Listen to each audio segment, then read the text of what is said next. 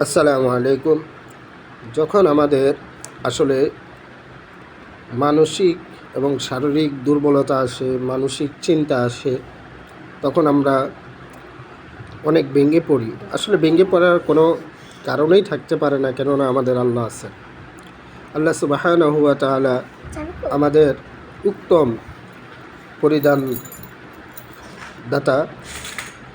আল্লাহ তাআলা আমাদের উত্তম খায়ের দাতা, রহমত দাতা।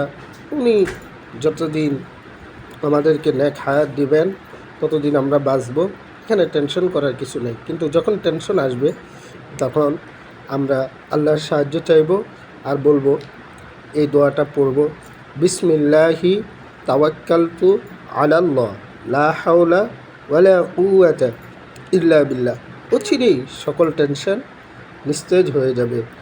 শান্তিময় জীবন আপনি পার করতে পারবেন ইনশাআল্লাহ।